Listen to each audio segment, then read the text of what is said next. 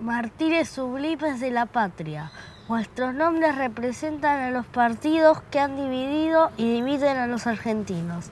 Desde la esfera de beatitud divina, donde habitáis como hermanos unidos en espíritu eterno, echad sobre ellos una mirada piadosa y rogad al Padre que derrame en sus corazones la fraternidad y concordia necesaria para la salvación de la patria.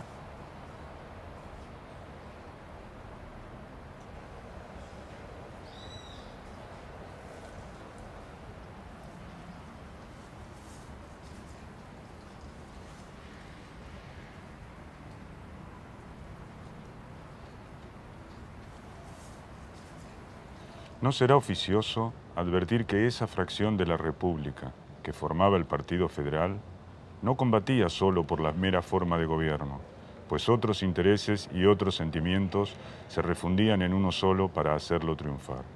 Primero, era la lucha de la porción más ignorante contra la porción más ilustrada. En segundo lugar, la gente de campo se oponía a la de las ciudades. En tercer lugar, la plebe se quería imponer a la gente principal. En cuarto, las provincias, celosas de la preponderancia de la capital, querían nivelarla. En quinto lugar, las tendencias democráticas se oponían a las miras aristocráticas y aún monárquicas.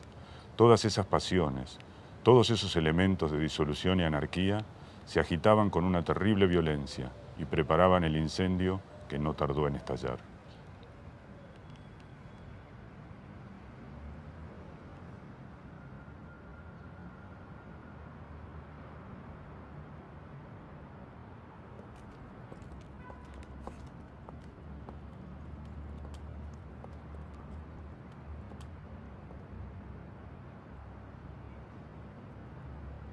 La sangre que se vierte ahora es verdad, se verterá acaso al infinito, pero la severa historia dará la justicia al que la tenga, entre los que intentan dominar y los que pelean por no ser esclavos.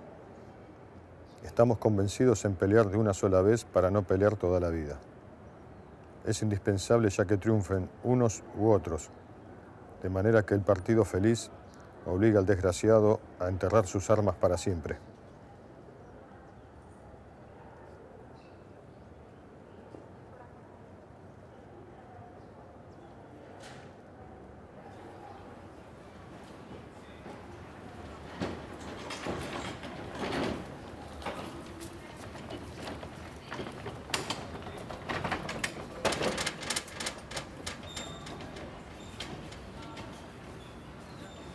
Sombra terrible de Facundo, voy a evocarte, para que sacudiendo el ensangrentado polvo que cubre tus cenizas, te levantes a explicarnos la vida secreta y las convulsiones internas que desgarran las entrañas de un noble pueblo.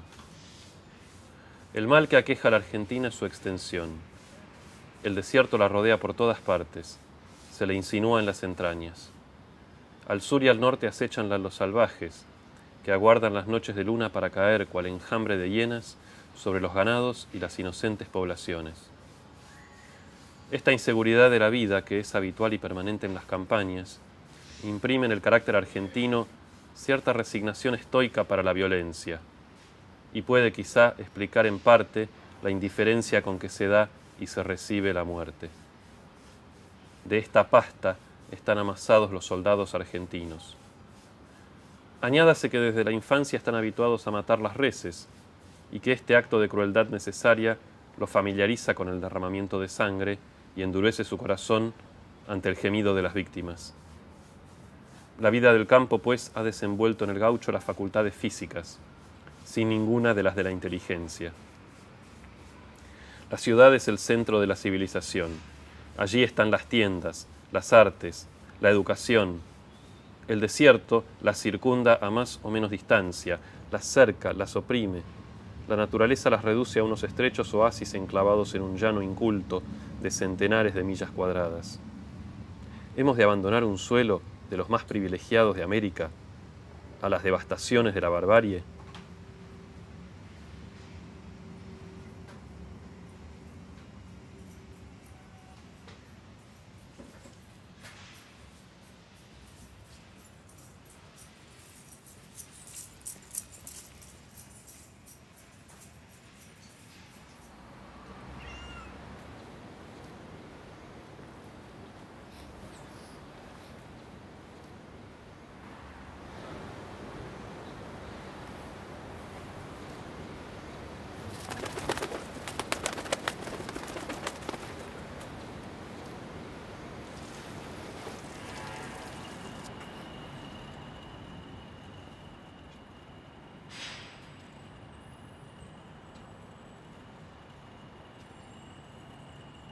Conozco y respeto mucho los talentos de muchos de los señores que han gobernado al país. Pero a mi parecer, todos cometían un gran error. Se conducían muy bien con la clase ilustrada, pero despreciaban al hombre de la clase baja, los de la campaña, que son gente de acción. Yo comprendí esto y me pareció que los lances de la revolución habían de dar lugar a que esa clase baja se sobrepusiese y causase los mayores males, porque usted sabe la disposición que hay siempre en el que no tiene nada contra los ricos. Me pareció, pues, muy importante conseguir una influencia grande sobre esta gente para contenerla o dirigirla. Para esto me fue preciso hacerme gaucho como ellos y hacer cuanto ellos hacían, protegerlos, hacerme su apoderado, cuidar sus intereses. Esta conducta me atrajo los celos y las persecuciones de los gobiernos que no sabían lo que hacían, porque mis principios han sido siempre la obediencia a la autoridad y a las leyes. Los señores de aquí, de la ciudad, no querían nada conmigo cuando podían conseguir todo. Y me propuse que supiesen que sin mí nada podían. Creen que soy federal. No, señor. No soy de partido alguno, sino de la patria. Todo lo que yo quiero es evitar males y restablecer las instituciones.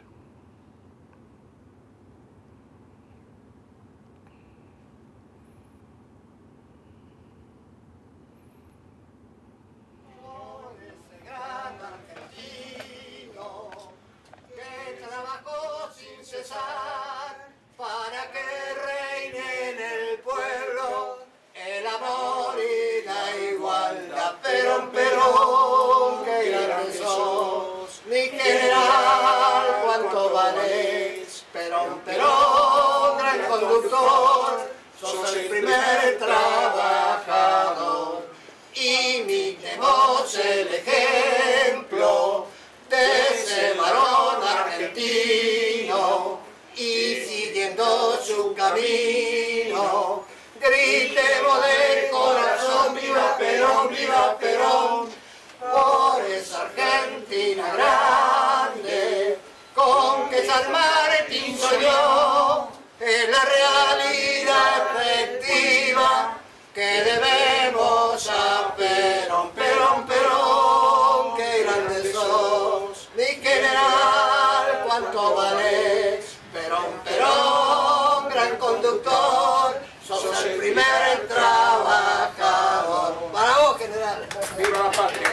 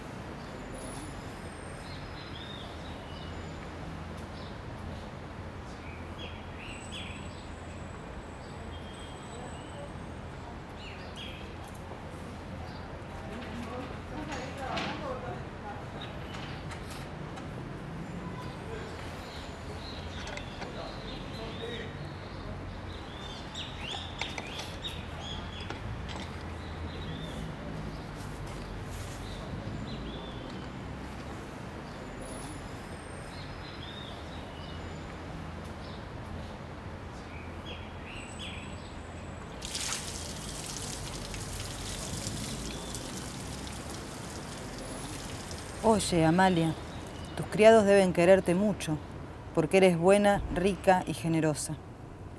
Pero en el estado en que se encuentra nuestro pueblo, por una orden, un grito o un momento de mal humor, se hace de un criado un enemigo poderoso y mortal. Se les ha abierto la puerta a las delaciones y bajo la sola autoridad de un miserable, la fortuna y la vida de una familia reciben el anatema de la mazorca. Los negros están ensorbecidos.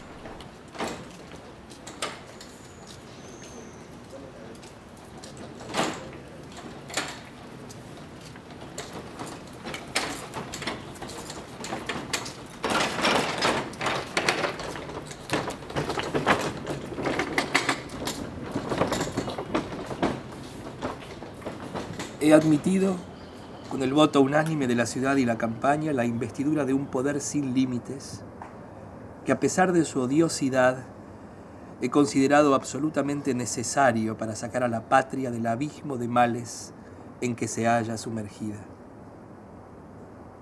Ninguno ignora que una fracción numerosa de hombres corrompidos, haciendo alarde de su impiedad y poniéndose en guerra abierta con la religión, la honestidad y la buena fe, ha introducido por todas partes el desorden y la inmoralidad.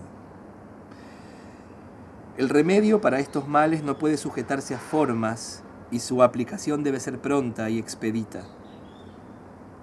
Persigamos a muerte al impío, al sacrílego, al ladrón, al homicida y sobre todo al pérfido o traidor que tenga la osadía de burlarse de nuestra fe. Que de esta raza de monstruos no quede uno entre nosotros y que su persecución sea tan tenaz y vigorosa que sirva de terror y espanto.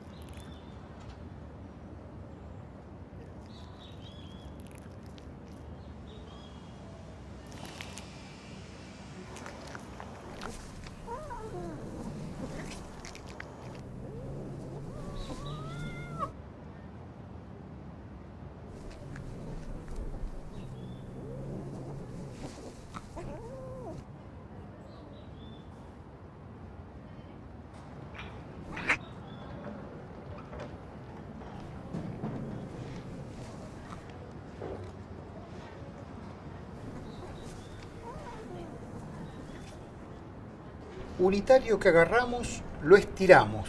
O paradito nomás lo agarran los compañeros, por supuesto, más horqueros. Y ligado, con un maniador doblado, ya queda codo con codo y desnudito, ante todo.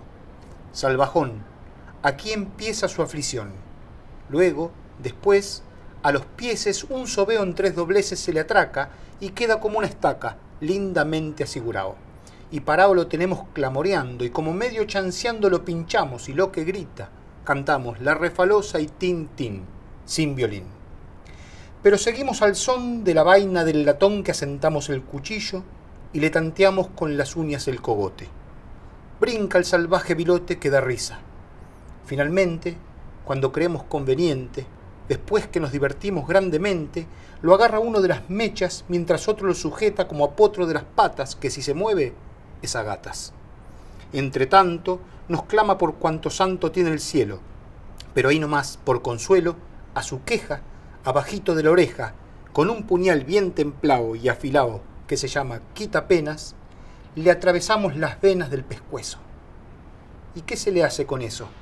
Larga sangre que es un gusto, y del susto entra a revolver los ojos. ¡Qué jarana! Nos reímos de buena gana y muy mucho al ver que hasta le da chucho, y entonces lo desatamos y soltamos para verlo refalar en la sangre, hasta que le da calambre y se cae a patalear y a temblar muy fiero, hasta que se estira el salvaje y expira.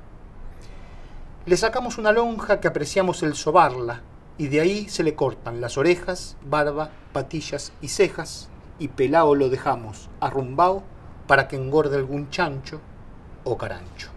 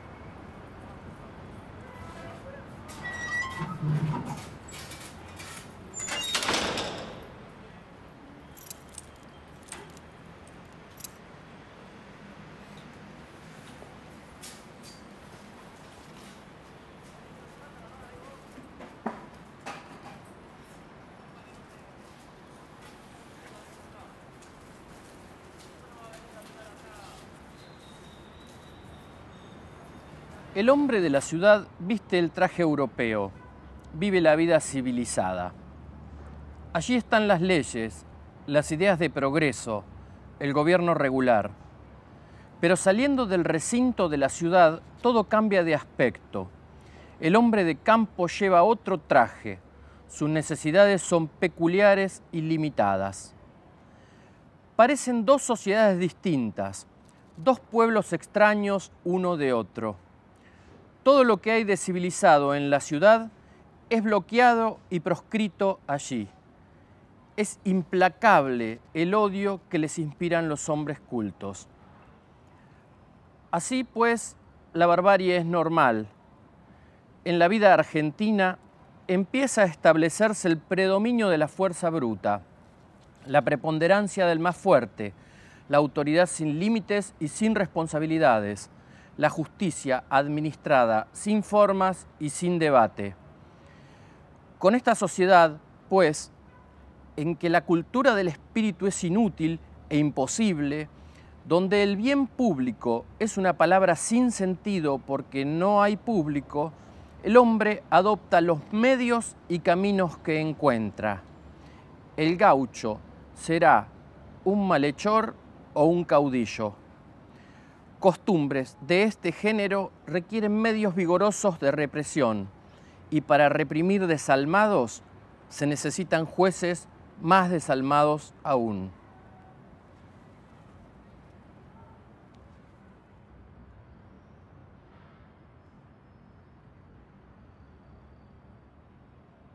¿Hasta cuándo, Sarmiento, piensa usted vivir peleando?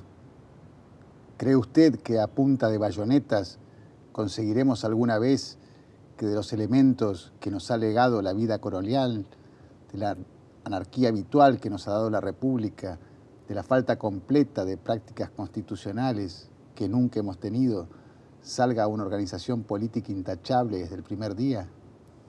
Cuando ustedes ambicionan esto, ¿están en su juicio o se burlan de nuestros pobres pueblos? Somos eximios en el arte de voltear gobernantes. Y esa es nuestra vergüenza. Que menos cuando en 40 años no hemos hecho otra cosa. Es la industria que hemos cultivado. Con guerras interminables se dará a este país las poblaciones, el comercio, los caminos que deben salvarlo del desierto, de la pobreza y del atraso que es su resultado. Con caudillos, con unitarios, con federales y con cuanto contiene y forma la desgraciada república, se debe proceder a su organización sin excluir ni aún a los malos, porque también forman parte de la familia. Si establecéis la exclusión para ellos, la establecéis para todos, incluso para vosotros. El día que creáis lícito destruir, suprimir al gaucho porque no piensa como vos, escribís vuestra propia sentencia de exterminio.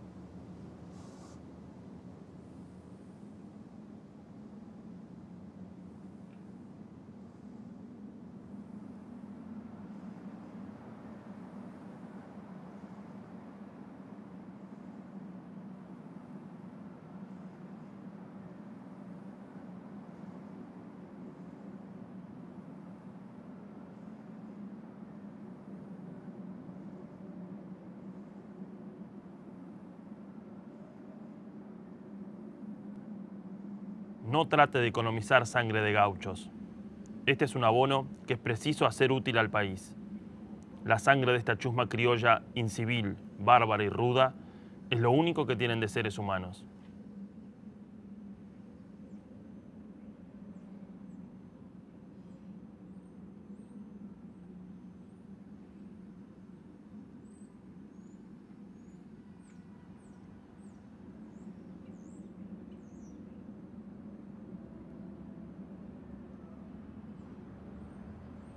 Cada palpitación de rabia del Partido Unitario es una víctima más inmolada a su furor.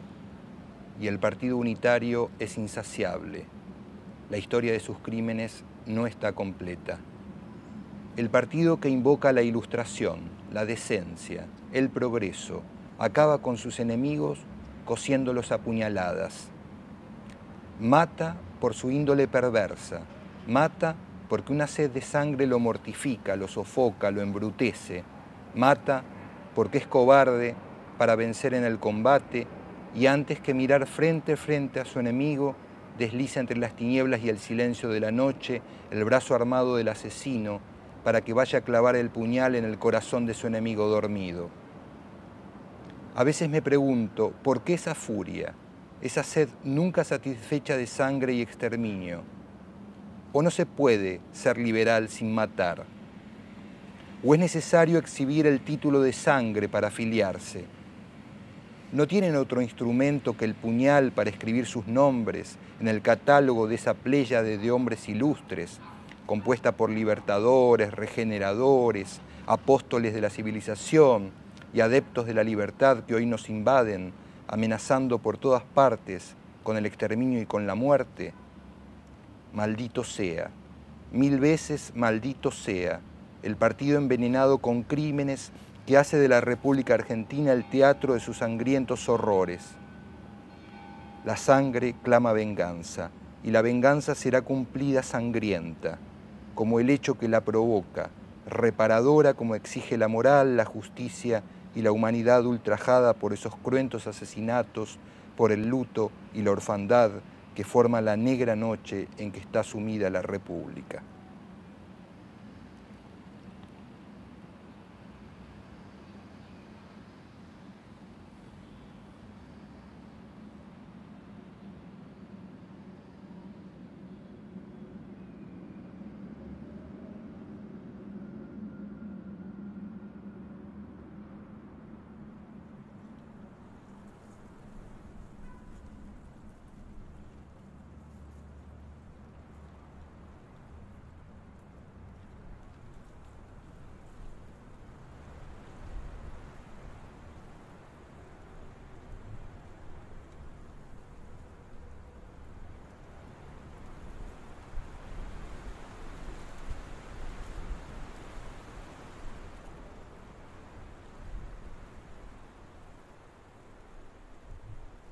Se engañarían los bárbaros si en su desesperación imploran nuestra clemencia.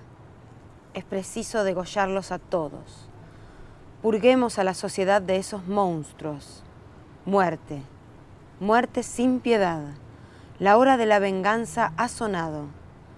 Vamos a humillar el orgullo de esos cobardes asesinos.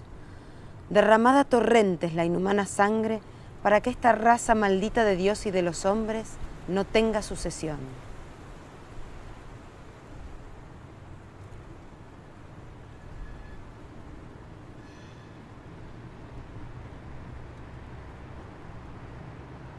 Los liberales argentinos son amantes platónicos de una deidad que no han visto ni conocen. Ser libre para ellos no consiste en gobernarse a sí mismos, sino en gobernar a los otros. La posesión del gobierno he ahí toda su libertad. El monopolio del gobierno he ahí todo su liberalismo. El liberalismo, como hábito de respetar el disentimiento de los otros, ejercido en nuestra contra, es cosa que no cabe en la cabeza de un liberal argentino. El disidente es enemigo, y la disidencia de opinión es guerra, hostilidad que autoriza la represión y la muerte.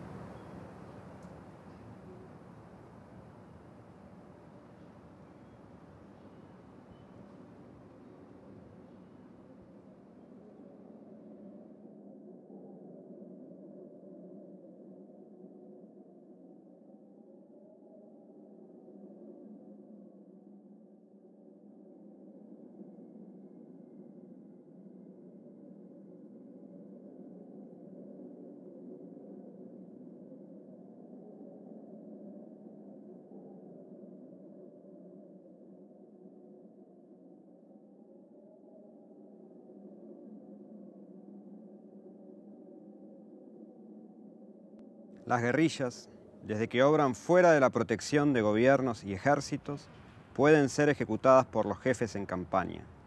Los salteadores notorios están fuera de la ley de las naciones, y sus cabezas deben ser expuestas en los lugares de sus fechorías.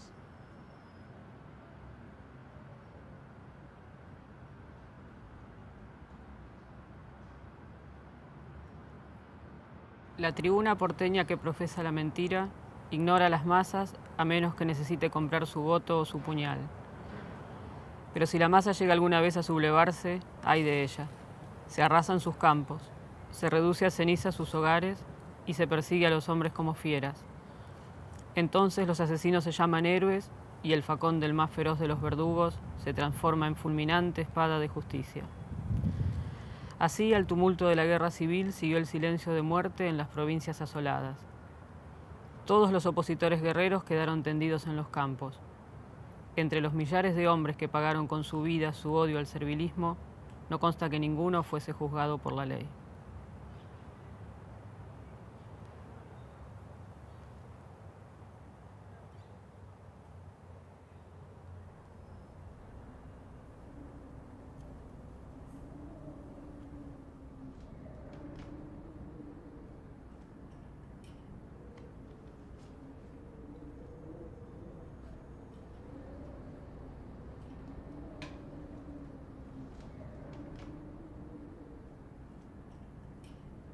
La experiencia de todo lo hecho nos enseña el modo de manejarse con estos hombres.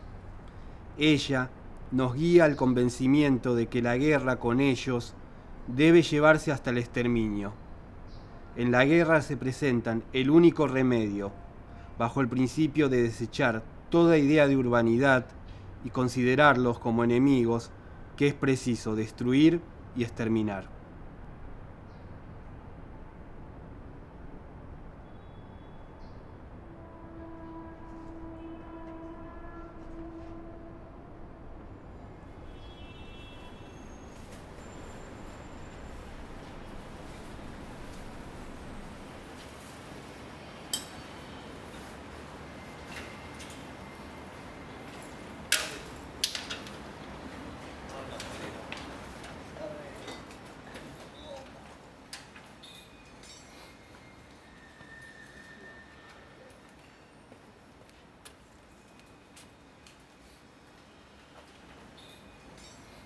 Las tribus salvajes son una potencia independiente y feroz en el seno de la República.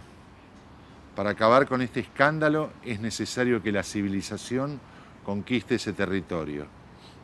Llevar a cabo un plan de operaciones que dé por resultado el aniquilamiento total de los salvajes. Jamás el corazón del Pampa se ha ablandado con el agua del bautismo, que constantemente ha rechazado lejos de sí con la sangrienta pica del combatiente en la mano. El argumento acerado de la espada tiene más fuerza para ellos, y éste se ha de emplear para arrinconarlos en el desierto. Aceptando como auxiliar la espada, nosotros proponemos un plan sistemático de operaciones que sirvan de baluarte al interés particular que vaya posesionándose de los campos conquistados, poniéndolos bajo el amparo de los fuegos del cañón civilizador.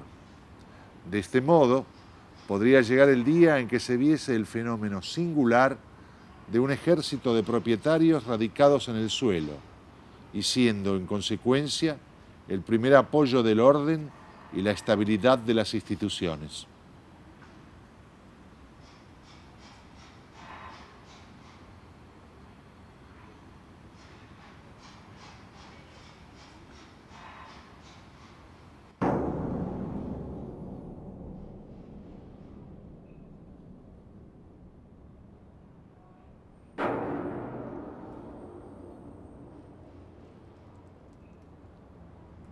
Más revoluciones hemos hecho nosotros, quitando y poniendo gobernadores, que los indios por la ambición de gobernar. Es que ellos creen una cosa de la que nosotros no nos queremos convencer, que los principios son todo, los hombres nada, que no hay hombres necesarios. Y es asunto que se presta a fecundas consideraciones, que los que aman la libertad racional se persigan unos a otros y se exterminen con implacable saña, conculcando las instituciones que ellos mismos han formulado, jurando que son sus salvadores por la satisfacción sensual del poder, mientras que los que aman la libertad natural no quiebran lanzas en fratricidas guerras. Ah, esta civilización nuestra puede jactarse de todo, hasta de ser cruel y exterminadora consigo misma. Hay, sin embargo, un título modesto que no puede reivindicar todavía, y es haber cumplido con los indígenas los deberes del más fuerte. Ni siquiera clementes hemos sido. Es el peor de los males.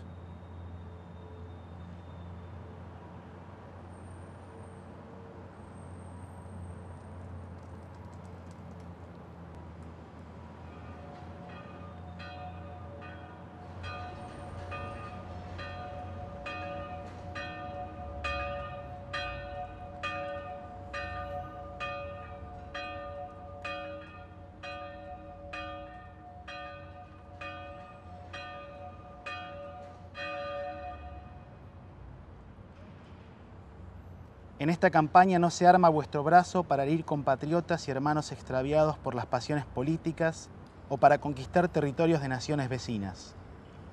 Se arma para algo más grande y noble, para combatir por la seguridad y el engrandecimiento de la patria, y aún por la redención de esos mismos salvajes que, por tantos años librados a sus propios instintos, han pesado como un flagelo sobre la riqueza y bienestar de la República. Sellaremos con sangre y fundiremos con el sable, de una vez y para siempre, esta nacionalidad argentina que tiene que formarse, como las pirámides y el poder de los imperios, a costa de la sangre y el sudor de muchas generaciones.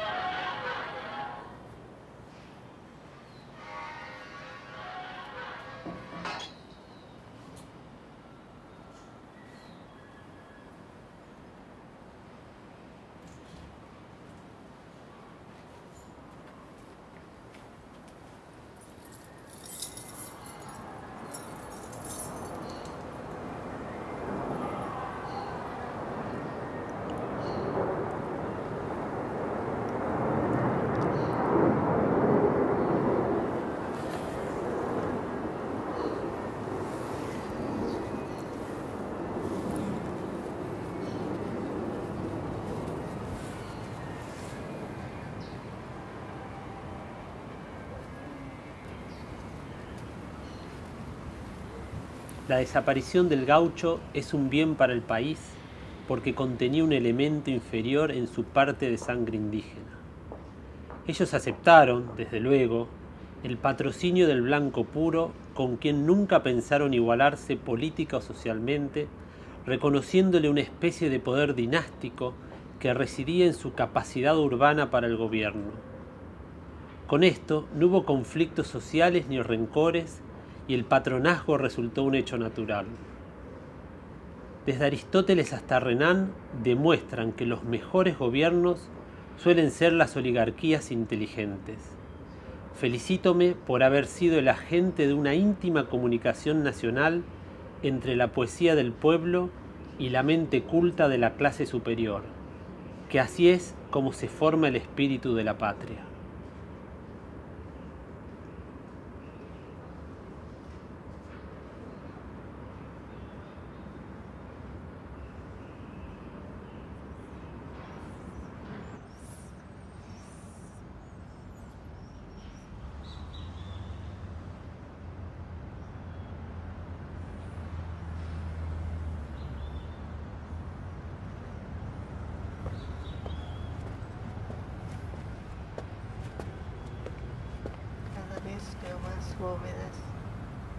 Cada vez veo más bóvedas abandonadas.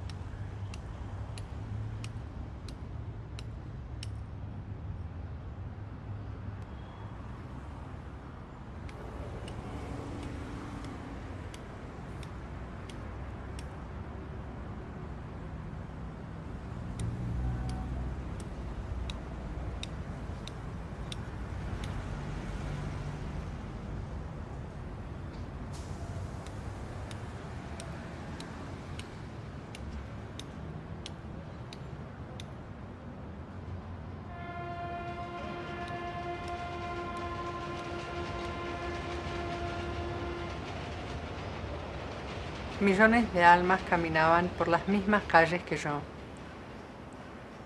Estaban formadas por dos grupos muy compactos, muy fuertes. El de los que tenían sus raíces en nuestra tierra y el de los que llegaban desde los más remotos suelos, con sueños que formulaban en los más diferentes dialectos.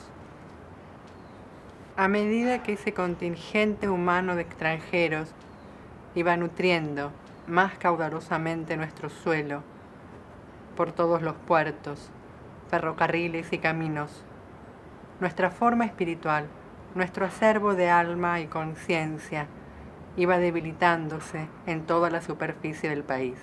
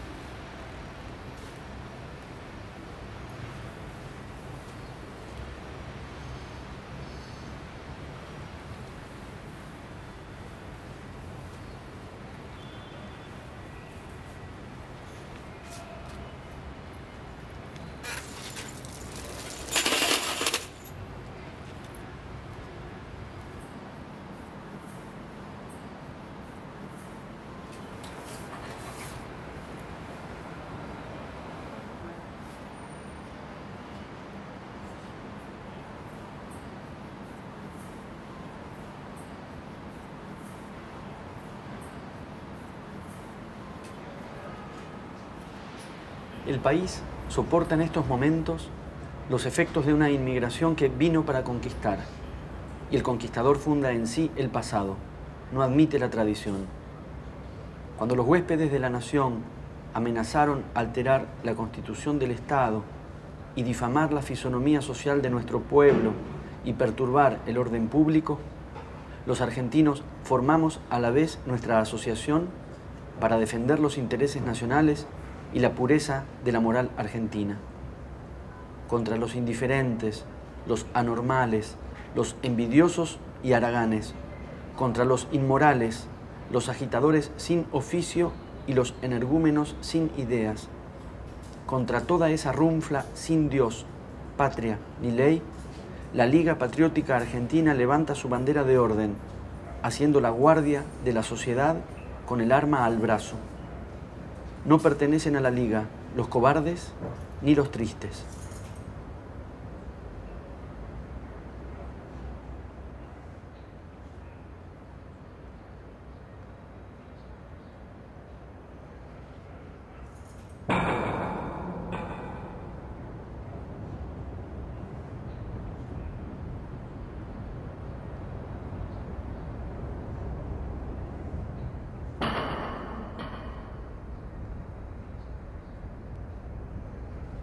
Ha sonado otra vez, para bien del mundo, la hora de la espada. Así como esta hizo lo único enteramente logrado que tenemos hasta ahora, y es la independencia, hará el orden necesario, implantará la jerarquía indispensable que la democracia ha malogrado hasta hoy, fatalmente derivada hacia la demagogia o el socialismo.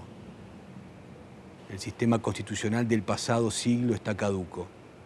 El ejército es la última aristocracia, vale decir, la última posibilidad de organización que nos resta.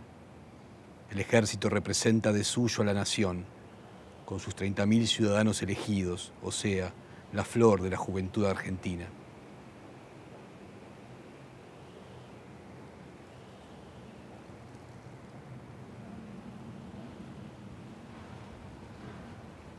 Dad ejércitos a países que no tienen enemigos y crearéis una clase que se ocupará de hacer y deshacer gobiernos, o lo que es igual, hacer la guerra del país contra el país, a falta de guerras extranjeras.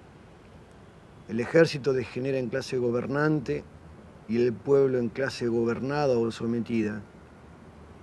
Así, el atraso, la barbarie, la opresión están representadas en Sudamérica por la espada y el elemento militar, que a su vez representan la guerra civil convertida en industria, en oficio de vivir, en orden permanente y normal.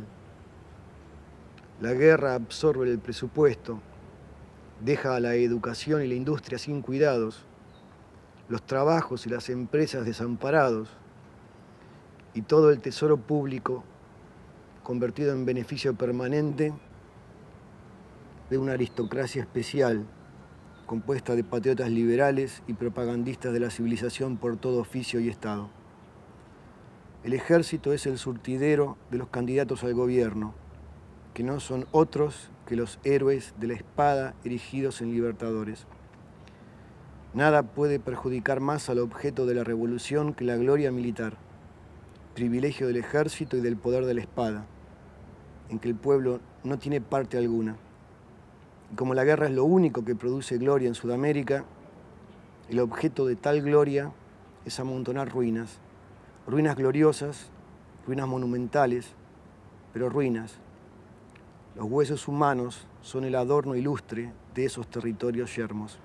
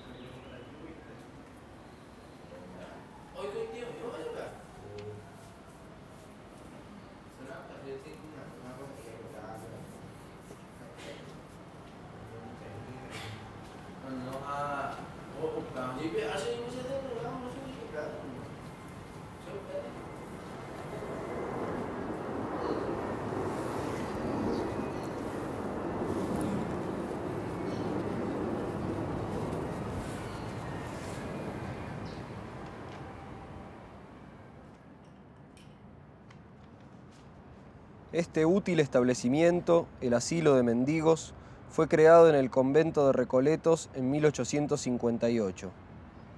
Mucha parte tuvieron en su buen resultado las sociedades filantrópicas, y el 31 de diciembre de ese mismo año ya albergaba 79 mendigos. Sin embargo, no se puede librar a la sociedad de ser víctima de engaños. Todos sabemos que pocos años atrás, entre los inmigrantes venían personas, a veces familias enteras, que no tenían más oficio y que después de mendigar se volvían a su país a gozar del fruto de su lucrativa ocupación. Estos han desaparecido casi completamente gracias a la persecución tenaz que les ha hecho la policía, pero en cambio ha aumentado la mendicidad a domicilio. No hay duda de que la situación especial en que se encuentra el país ha engendrado esta clase. Aquello era mortificante, esto va haciéndose insoportable.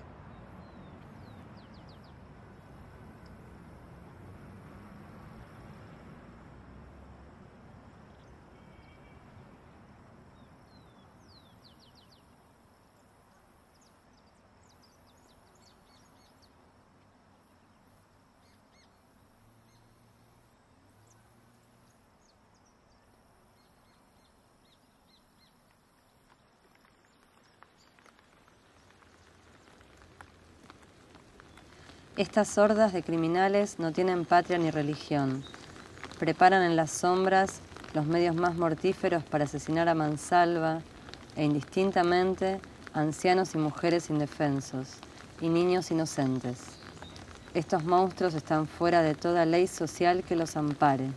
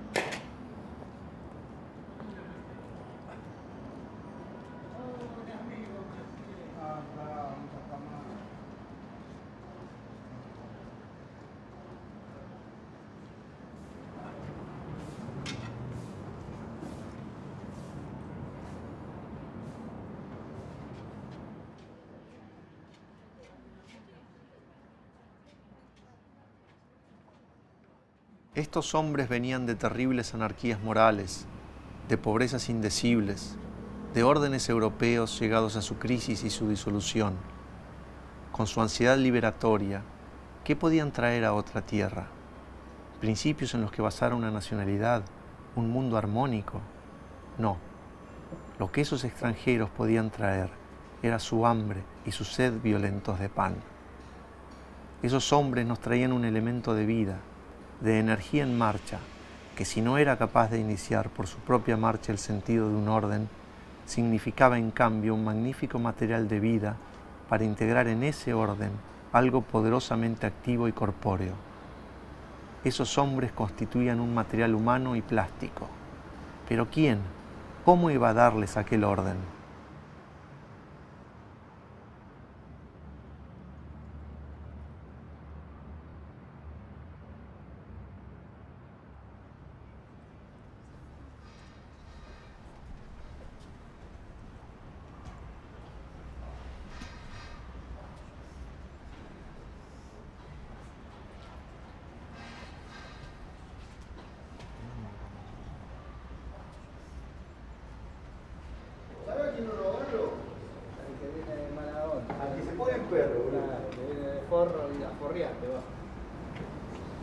¿Y con mi cliente qué onda?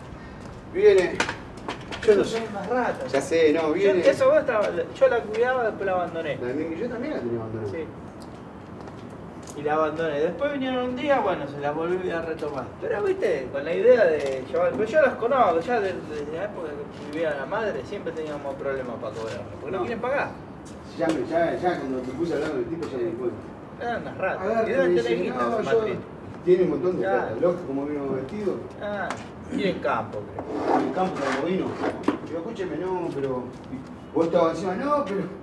Por la radio. Yo pensé que estabas solo. No, boludo, cuando yo me te- dijiste ahora lo voy yo a estoy ver. con el tipo, cuando yo te dije estoy con el tipo está al lado mío. ¿Yo? No, claro, boludo. Bueno, porque igual, si yo. Pero mejor porque por eso.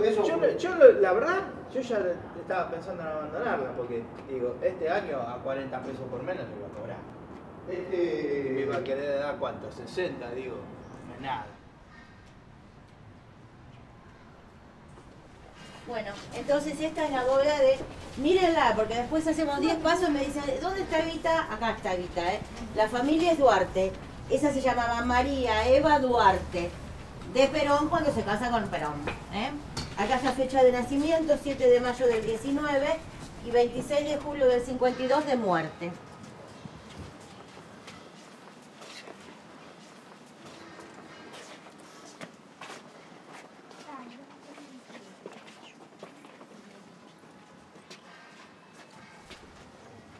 Los trenes sueltan esa carga que vino apiñada, estrujándose unos contra otros, sudorosos. Se derraman por los andenes como manchas andantes, grumos y bolos fecales que expelen los coches. Un hacinamiento de seres humanos y todos los consiguientes contratiempos del alborozo. Han pasado todo el día bebiendo y bailando. No están cansados porque no han terminado de expectorar y expulsar sus enconos. Cantan, hacen chistes y observan el efecto que sus impertinencias causan en los demás. Quisieran ser más sucios, más soeces, más groseros. En una especie de frenesí lascivo.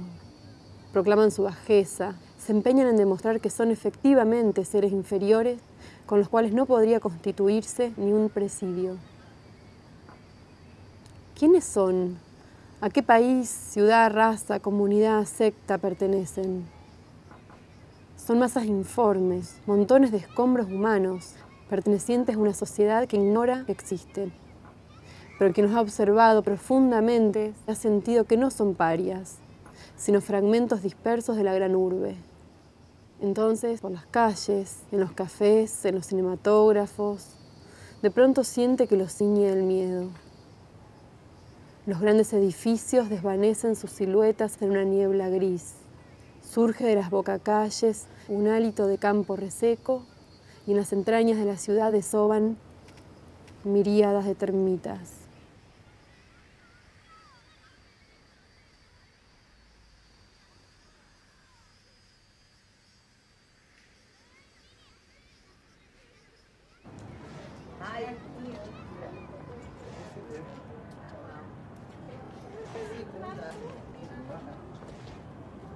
¿Quién es el dos? ¿Familia qué? ¿Qué le falou? Evita. ¿La familia? Duarte. Duarte. Gracias.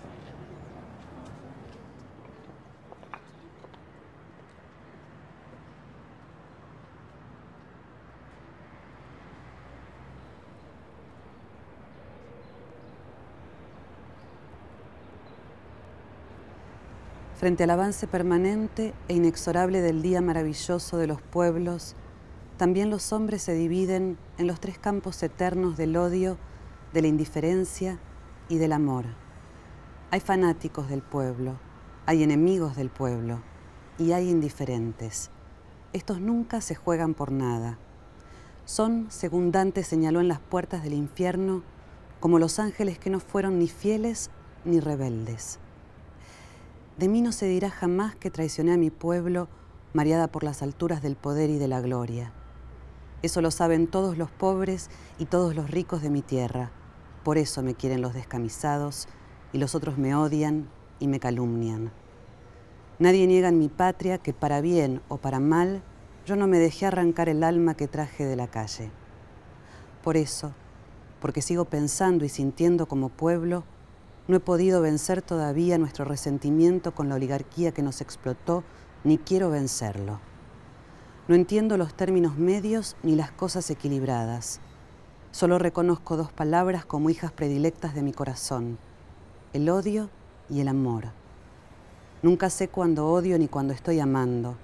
Y en este encuentro confuso del odio y del amor frente a la oligarquía, no he podido encontrar el equilibrio que me reconcilie con las fuerzas que sirvieron antaño entre nosotros a la raza maldita de los explotadores.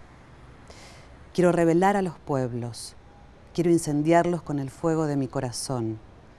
Quiero decirles la verdad que una humilde mujer del pueblo aprendió en el mundo de los que mandan. Solamente los fanáticos, que son idealistas y son sectarios, no se entregan. Los fríos, los indiferentes, no pueden servir al pueblo. Para servir al pueblo hay que estar dispuesto a todo, incluso a morir.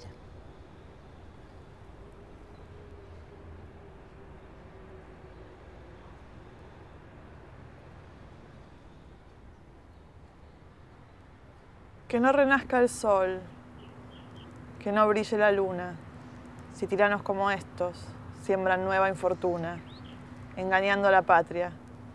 Es tiempo ya que muera esa raza maldita, esa estirpe rastrera.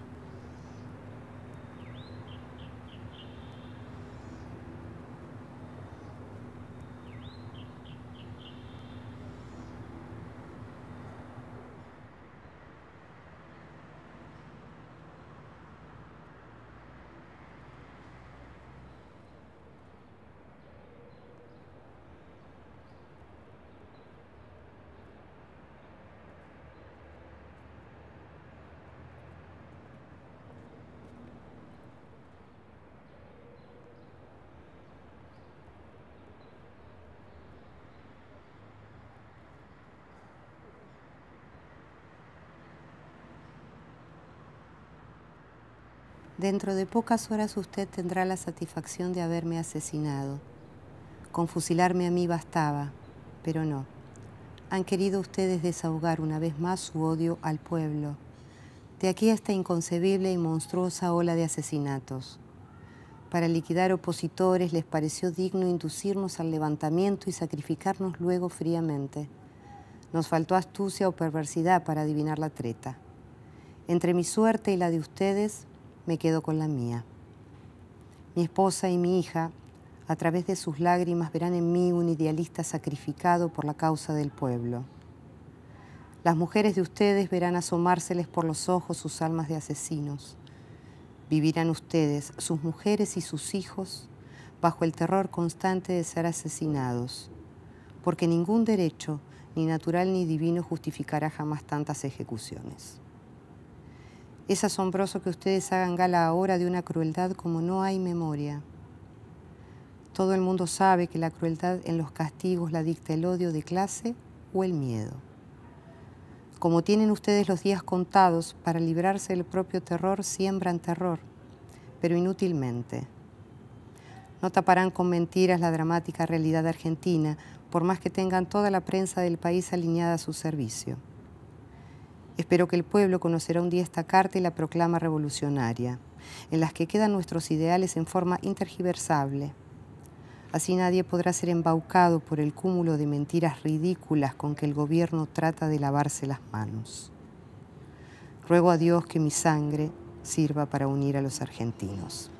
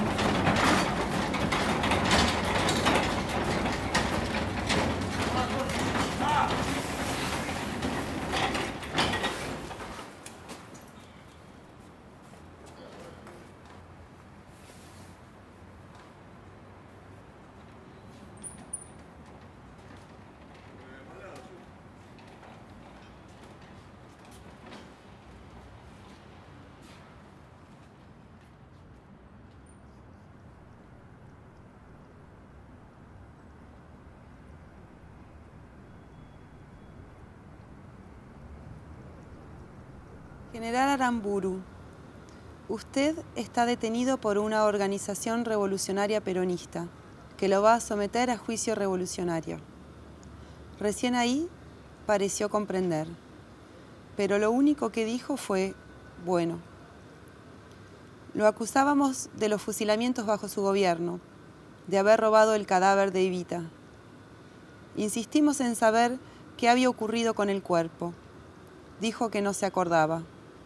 Insistimos. Al final dijo, tendría que hacer memoria. A los tirones contó la historia.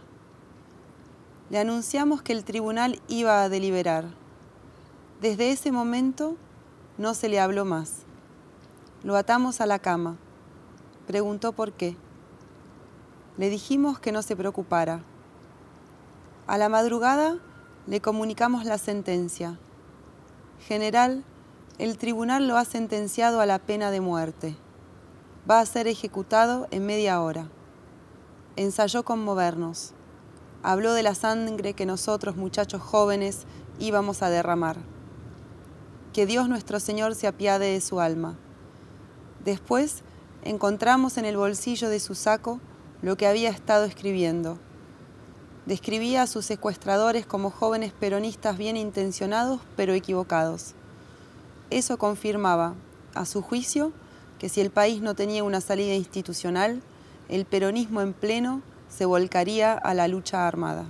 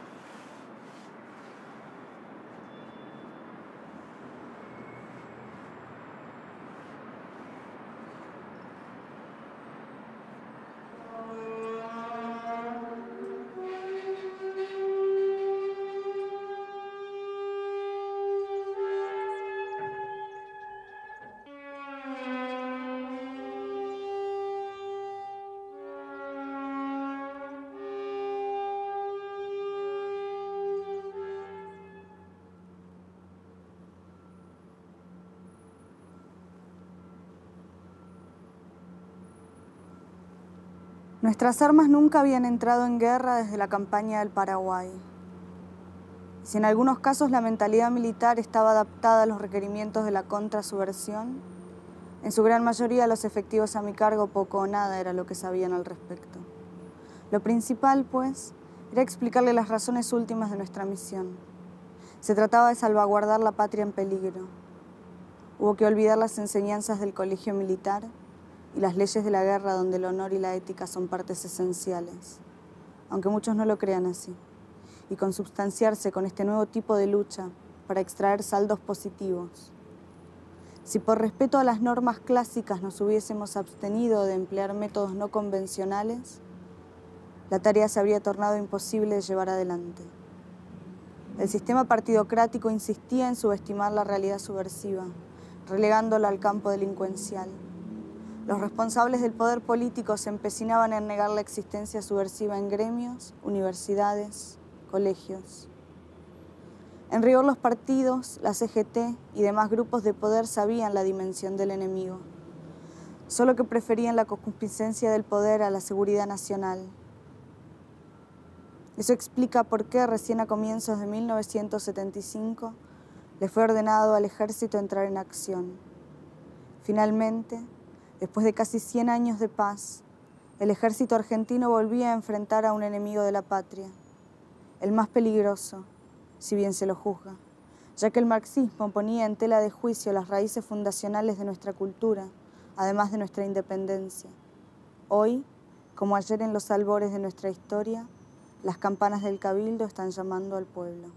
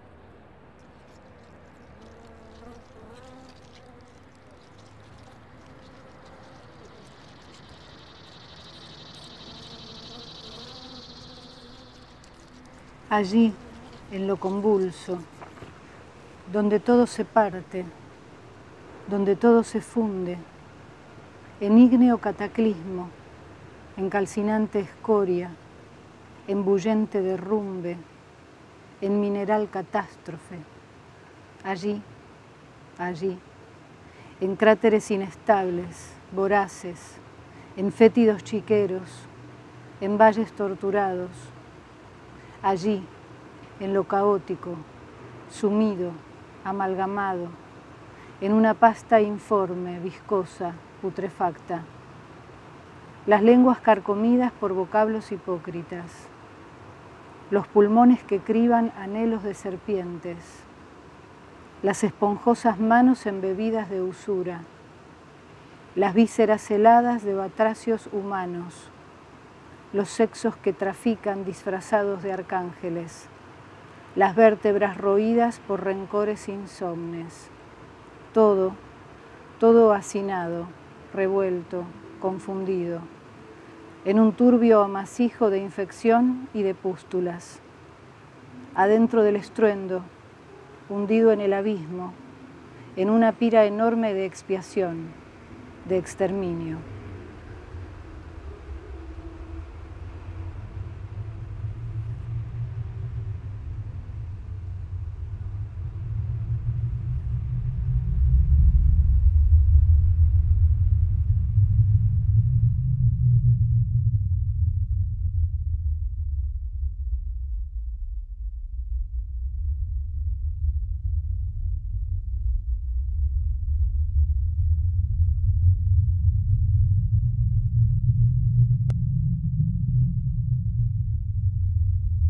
Señor Dios de los ejércitos, en cuyas manos está el destino de los pueblos, escucha la oración que te dirigimos, implorando tu bendición sobre estos sables y estas insignias, y en especial sobre los nuevos generales del ejército que las reciben como signo de la función y el poder que hoy asumen. Como soldados del Evangelio, están comprometidos por tu gracia y tu fuerza a restablecer la armonía del amor, esa armonía quebrantada en nuestro suelo patrio, por quienes, según lamentaba el salmista, gritan guerra cuando todos decimos paz. La lucha antiguerrillera es una lucha por la República Argentina, por su integridad, pero también por sus altares. El ejército está expiando la impureza. Los militares han sido purificados en el Jordán de la sangre para ponerse al frente del país.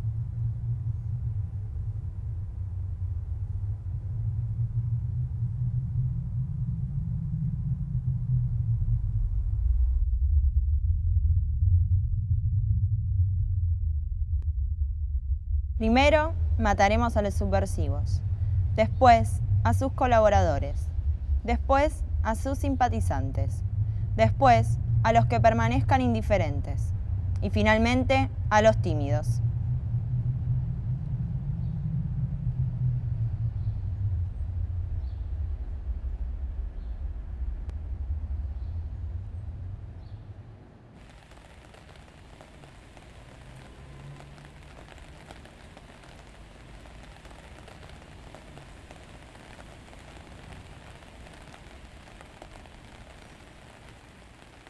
Pienso en la muerte. Desde hace varios días pienso en la muerte, esa que puede venir en cualquier momento y borrarlo todo.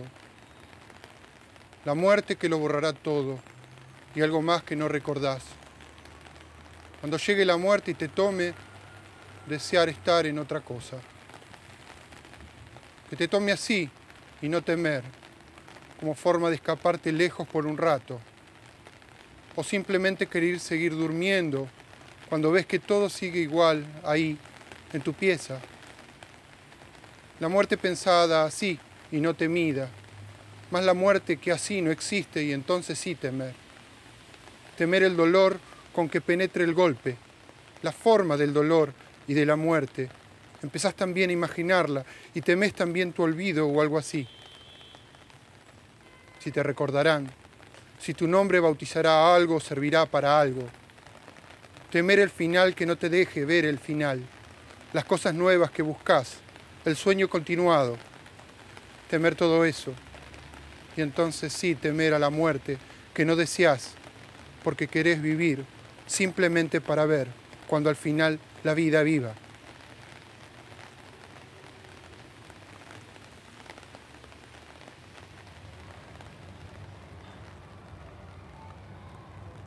No podré despedirme. Vos sabés por qué. Nosotros morimos perseguidos en la oscuridad. El verdadero cementerio es la memoria. Ahí te guardo, te acuno, te celebro y quizás te envidio, querida mía.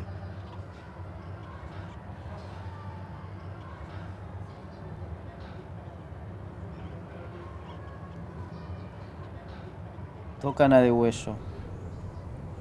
Supongo que nadie, que ningún hijo negará a su madre. Ya sé, ya sé. Darán la garganta. Dejaremos solo en la tierra una cruel vagina entre los zarzales. El cielo se hinchará de voces algún tiempo en el tiempo. Ahora del infierno, no sé, no sé.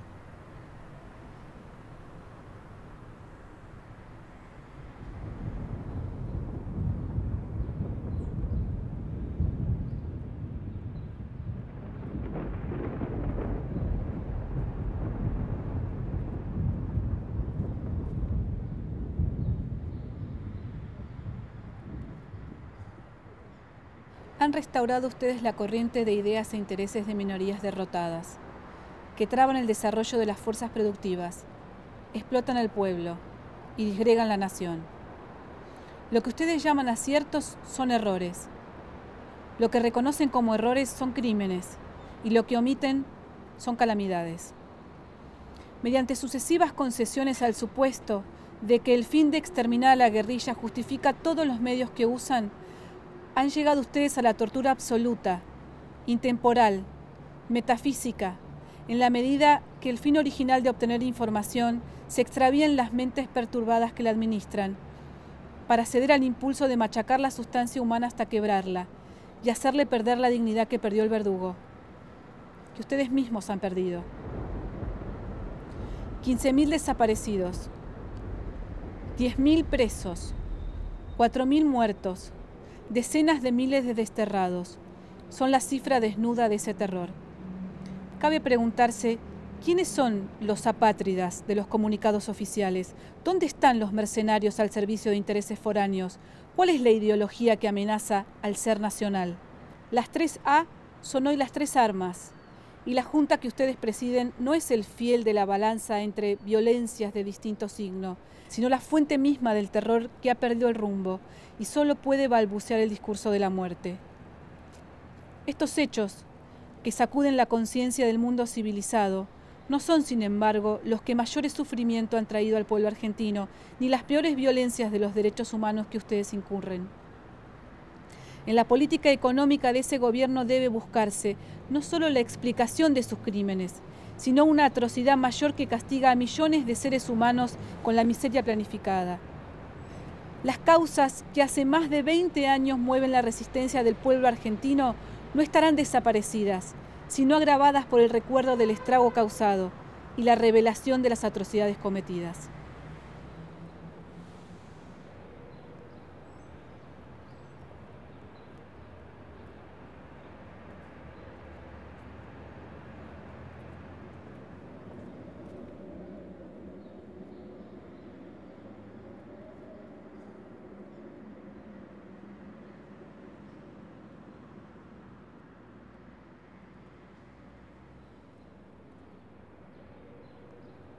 Los argentinos estuvimos en guerra. Todos la vivimos y la sufrimos.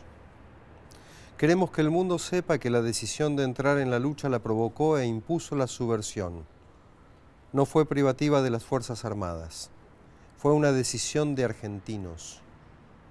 Todos, absolutamente todos los hombres de buena voluntad que habitan el suelo argentino, pedimos en su momento a las Fuerzas Armadas que entraran en guerra para ganar la paz, a costa de cualquier sacrificio. Y tal como cualquier otra guerra, la nuestra también tuvo su precio. Hoy la guerra terminó, aunque no la vigilia. aunque en idénticas circunstancias volveríamos a actuar de idéntica manera. Quiera Dios que nunca tengamos que pagar este precio para vivir en paz. Las instituciones que abajo firmamos queremos refrendar de esta manera nuestro apoyo a aquella dolorosa pero imprescindible decisión. Asociación de Bancos Argentinos, Bolsa de Comercio de Buenos Aires, Cámara Argentina de Anunciantes, Cámara Argentina de Comercio, Consejo Empresario Argentino, Consejo Publicitario Argentino, Sociedad Rural Argentina, y continúan más de 100 firmas.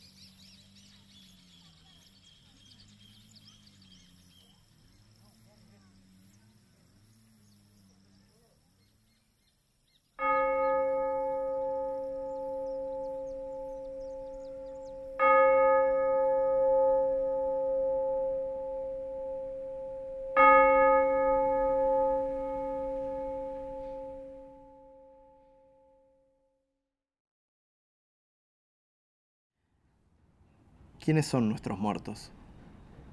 ¿De quién son los muertos? Terminado el fragor de la guerra, todos los muertos son de todos, y nadie tiene derecho a hablar de ellos, sin el respeto que a cualquier hombre moral y civilizado debe inspirarle la dignidad intrínseca de la muerte, aunque más no sea, porque cada muerto es un testimonio tangible de la eternidad.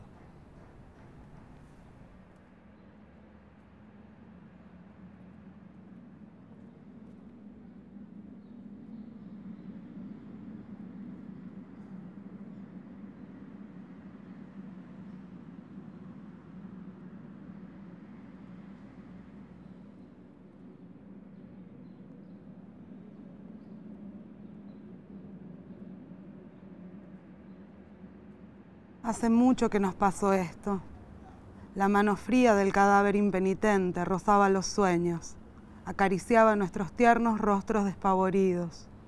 Desde aquella vez no sabemos qué hacer con las historias, con los muertos que no aceptan su desdichada condición. No sabemos qué hacer con el miedo, no sabemos encontrar nuestras manos, nuestra tristeza, el mundo inconsistente.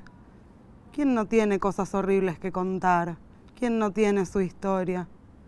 Pero nadie supo qué decir, nadie supo qué hacer cuando alguien contó la historia.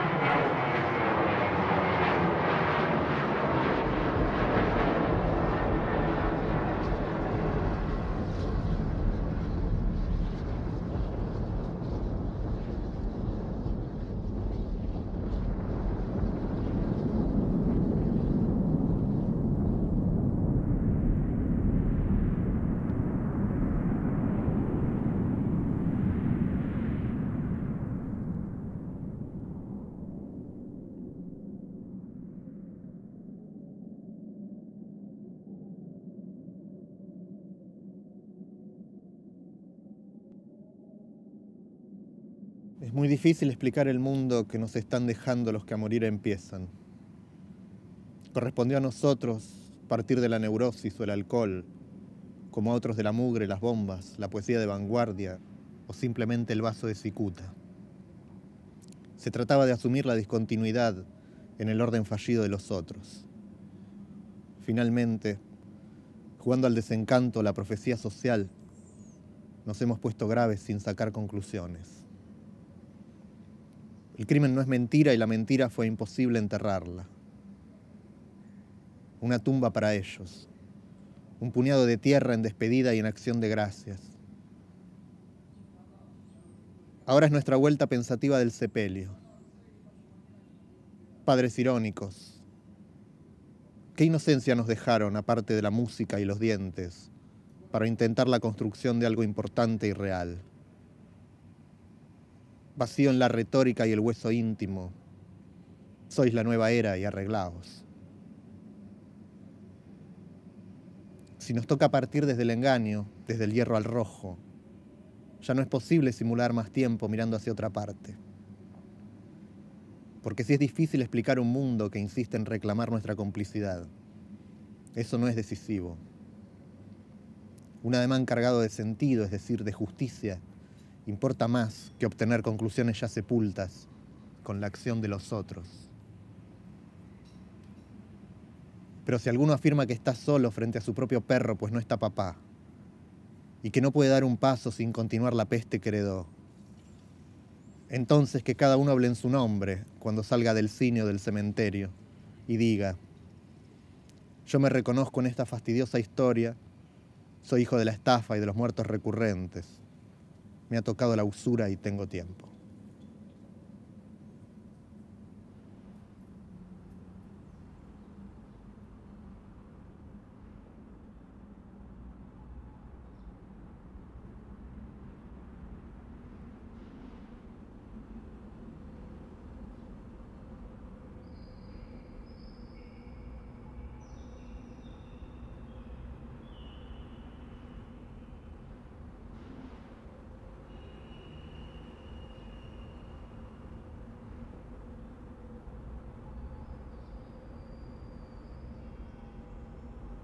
Si los pueblos no se ilustran, si no se vulgarizan sus derechos, si cada hombre no conoce lo que vale, lo que puede y lo que se le debe, nuevas ilusiones sucederán a las antiguas.